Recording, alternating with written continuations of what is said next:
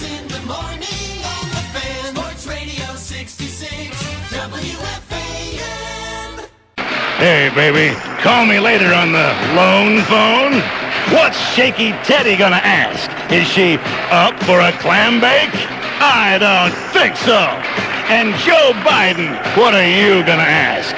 Whether 'tis nobler in the mind to suffer the slings and arrows of outrageous fortune, or to take arms against a sea of troubles, and so, by opposing them, drive off a bridge? Sorry, Teddy. What a schmuck. Better make a date for some real hooky-dooky. The Judge and the Nudge.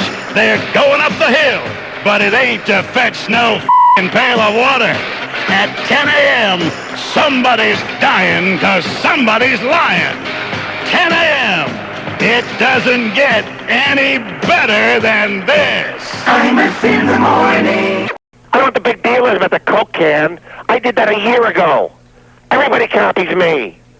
Everybody. Right. Robin, didn't I do the thing with the Coke can a year ago? Long Dong Silver. I think you need a judge on the bench of the Supreme Court who can tie his penis in a knot. That'll be about It should be a requirement. Thanks, Howard. Always great to hear from you. Now go pee in a phone booth. It's 7:25. Imus in the morning. It's time now for the 9X Mobile Fan Highway Patrol, sponsored by 9X Mobile Communications. See, is he gone? Nah. Sponsored by 9X Mobile Communications. I hear Pepsi's coming up with a new product. That'll be enough. 9X Mobile. Caffeine-free, sugar-free, Yeah. and pubic hair-free. 9X Mobile has an offer that means business for you. You can't tie your penis in a knot, can you? You couldn't even bend it. Call about their $249 mobile phone package today. Look at my penis. Shut up. At 1-800. Long Dong Howard. At 1-800. They call me. 443. Shut up, I'm talking. Bell. Imus in the morning on the fan. Sports Radio 66, WFAN. Well, Joe, our state motto isn't, with God all things are possible for nothing. Okay, Howard. Now, a woman makes a statement concerning sexual harassment in the workplace. She is bright, articulate, and has an impeccable record, but her allegations are against a nominee to the United States Supreme Court. She approaches you with the information, but insists she wants to remain anonymous. What do you do? Assure her that all she needs to do is sign the document, and the nominee would most likely step down while she retains her right to privacy. Anita? I don't think he's bluffing. I agree. Oh, I'm sorry, Anita. He was bluffing. The correct answer was take the statement and leak it to a well-respected member of the press. Okay, Clarence, here's your chance. Yeah, I'll take Edward Kennedy to win. Okay, Ted. Ted? Morning. Have a nice nap? Ted, what is the legal definition of date rape? Well, that's when you drop $200 on dinner and she doesn't put out. Clarence? Oh, yeah, I agree. X gets the square, the game, and confirmation to the bench. Congratulations. Hey, what's this on my Dr. Pepper? Well, that's it for today's edition of the Washington Squares. Join us tomorrow when we welcome a new contestant going for head of the CIA, Robert Gates. Till then, remember, accusation, fabrication, conflagration, confirmation. Did I hairnet with this thing? Imus in the morning. Imus in Washington, senior political analyst Richard M. Nixon. Well, there we have it, Imus. In the morning, by the way. After all the debate, the rancor, the national trauma, Clarence Thomas confirmed as a justice of the Supreme Court. Right. And I'm still not quite comfortable with the outcome, I'm afraid. I mean, I have this picture in my mind now of him meeting his associates. Hello, Justice Scalia. How do you do, Justice Rehnquist? Good to see you, Justice Brennan. Nice hooters, Justice O'Connor. Actually, I know a great deal about this whole sexual harassment matter. To give you one example of how subjective this area can be, I myself was once the target of a sexual harassment charge, hard as that is to believe. Really? From who? Pat. She just said, "Get away from me, you make my skin crawl." So I untied her, and that was that. Anyway, I was not so disturbed by the result of the process we've just been through as I was the process itself. and those who conducted it. If I may be permitted some brief observations. If we're going to persist in placing these things in the unforgiving glare of national television, then I am afraid we need a whole new set of senators, man. Ask yourself, who wants a group of pompous, pontificating pinheads in various stages of sobriety and hair loss invading our living rooms, eh? Don't we deserve better? Well. Of course we do. Just who did we have here, perpetrating what many interpreted as an outrage? We had Joe Biden, who is incapable of telling the truth, unless somebody else said it first, with hair plugs that evidently refuse to either take or fall out altogether. Strom Thurmond, whose plugs did take, unfortunately. And who do you suppose suggested to him that it'd be a good idea to call attention to it by coloring it orange? Jesus, between the liver spots and day-glow hair, I didn't know if I was looking at a United States Senator or Ronald McDonald. Then there was Dennis DeConcini, between the credit card fraud summonses, to prove that the system really does work and that anybody can become a member of our Congress, even someone who's been hit in the head with a pick. Orrin Hatch exhibited a soaring intellect, though, didn't he? Yeah. Jesus, talk about postcards from the edge. Any minute, I'm expecting his head to spin around 360 degrees, you know? I mean, he made Paul Simon look smart, and Paul Simon would make Jerry Lewis look smart. And, of course, there were all the others. Arlen Specter, who looks like he could have filmed the lunar landing on his face, and Patrick Leahy, with his resemblance to the phys ed teacher who was always wanting to help dry off the track team. And there was Charles Grassley, who kept boasting that he was not a lawyer. Geez, could have fooled me. And laid-back, lanky, bucolic Alan Simpson. You know, one more fond remembrance of his days as a cut-up back in law school, and I would have put a dum-dum through my f***ing television set. But my single, hands-down favorite, Dono, for best performance on a governmental panel investigating an issue of morality has to go to the senior senator from Massachusetts, Ted Kennedy. I thought he had died. Honest to God, I thought he was sitting there, dead in his chair, and just hadn't fallen over yet. Hello, Teddy? Anybody in the old saloon? He looked about as comfortable in a discussion of sexual harassment as he would sitting next to Jeffrey Dahmer at a sushi bar. But then really, when you think about it, Imo, what could he say to Anita Hill? You can use your seat cushion as a flotation device? Well, that's opinion, Imo, from a man who just hates to see a Kennedy in an uncomfortable moment. Dick Nixon. Imus in the morning. What's going on? Well, I have a little jingle for you. Kind of jingle. Well, it's about your program. Wanna hear it? Why are you breathing so heavily, Frank? Yeah, man. What is the deal here? Oh, I got a cold. Oh, you do? Oh, yeah, right. That's what I used to say. No, I ain't doing nothing, huh? Oh, okay. No. Just in case. All right. What do you do for a living, Frank? I work for Harlem Hospital. What do they do? Billing office. For me? Billing office. Oh, Just okay. collecting the money from the patients. No, you do. Mm-hmm. You go out and put pressure I on try. At least I try. You go out and put pressure on them? What's that? You go out and put pressure on people who owe you money? I try, but they don't pay. You get ugly with them? Mm-hmm. Sometimes. Are you licensed to carry a gun? Well, we don't have nobody for that. You don't have, but you have a gun, don't you? Nope. Yeah, you do. Come on, Frank. You can You tell think me. in Harlem I need it? Pardon me? You think I will need it in Harlem? No, That you would need a gun? No, of course not, Frank. not in Harlem. All right, let's hear your jingle. Okay, hold on. That'll be great. Yeah, sure. In the morning. You like that? Yeah, I do like that. Yes, tenemos la digo. Imus in the morning. Hola. I like that a lot, Frank. How did you record that? I record that in a studio. You know, I'm a singer. Oh, you are? Yeah, I'm a piano student, and my professor, he has a studio, and I just did it for you. That's great. Why don't you send it to us? Sure, I'm going to send it. How about if I send you a bobblehead doll? That's what I want. Oh, you do want that? Yeah. Well, you got it. Yeah. What's your favorite radio station? It's not WFAN, that's for sure.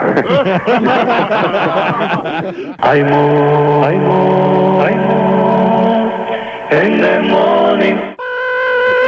I'm on the bench. The Senate must have believed me instead of the wench. I'm a happy boy. I got the job. Woo, woo, woo, woo, woo. Imus in the morning.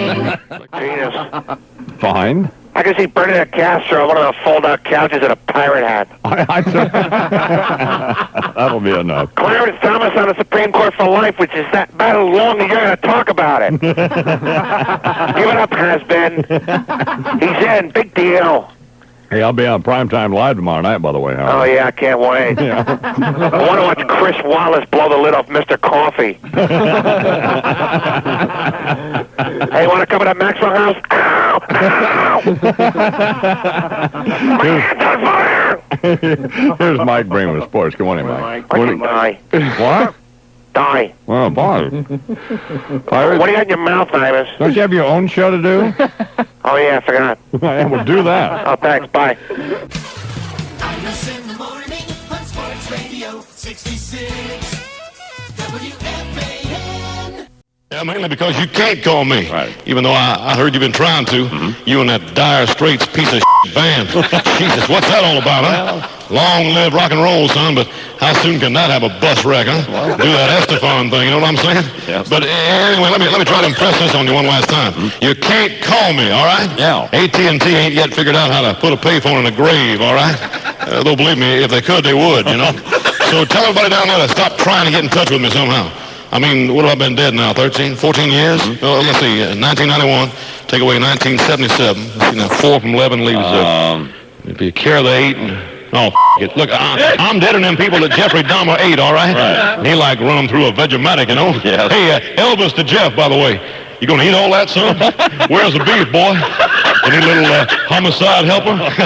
That's one of them Hannibal jokes, huh? Right. Though I could go for a lady finger or two now that I think about it.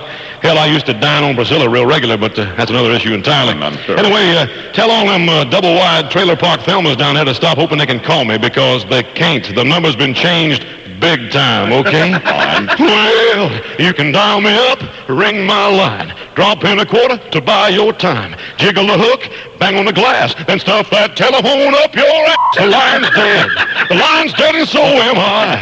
Ain't never gonna answer, no matter how hard you try. Oh.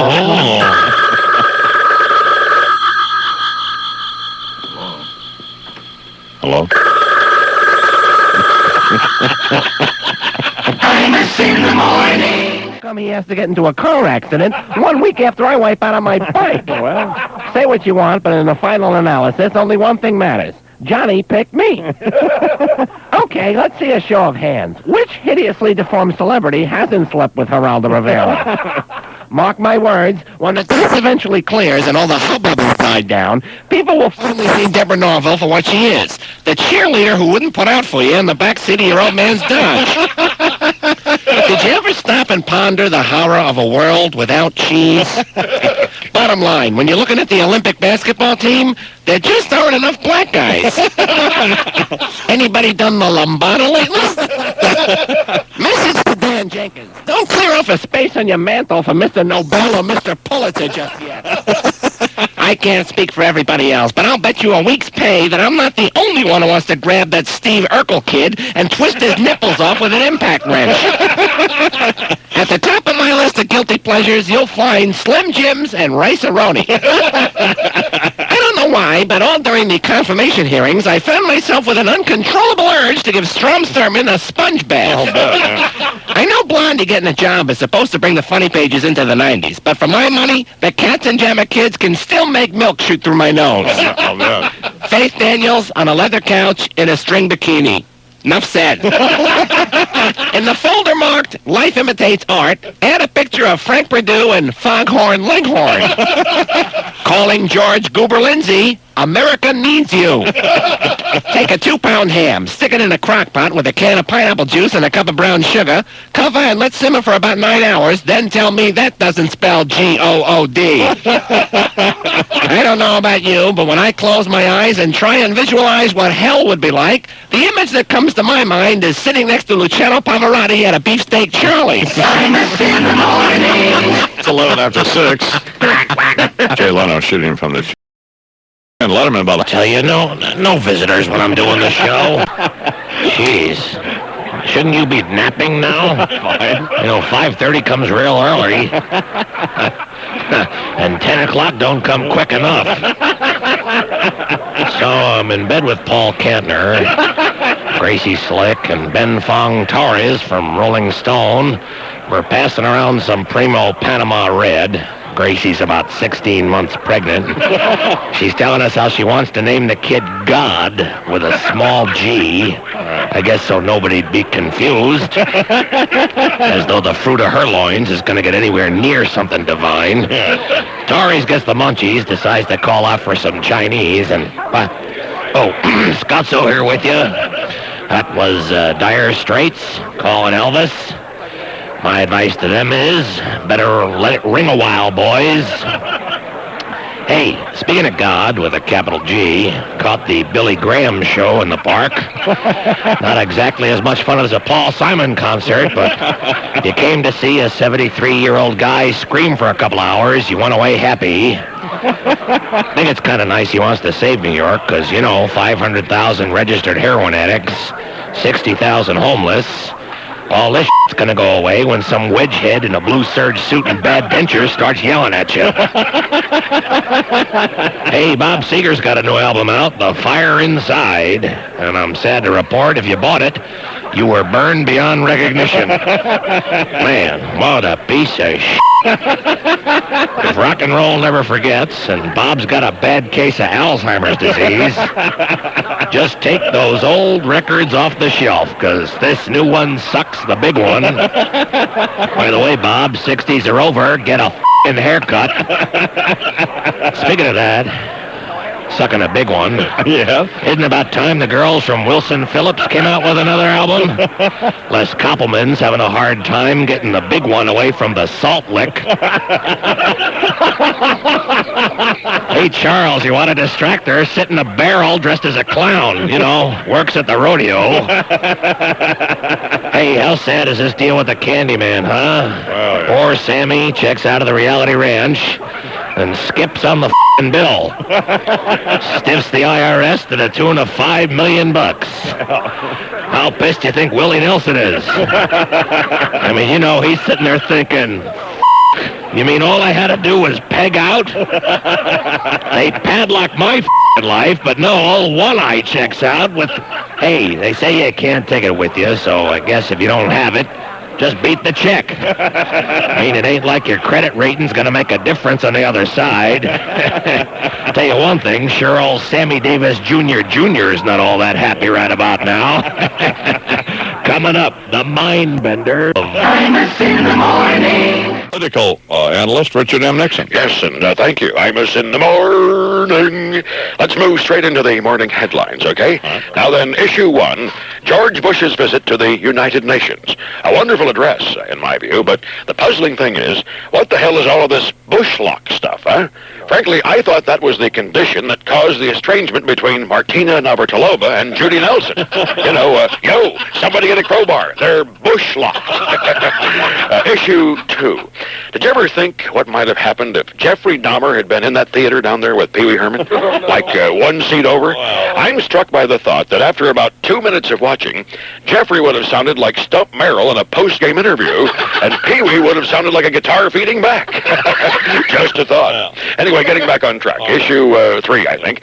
The appearance here of a man I admire greatly, the Reverend Dr. Billy Graham, who only drew 200,000 there in Central Park, when Paul Simon recently drew several times that number. Now, there's a message there of some sort.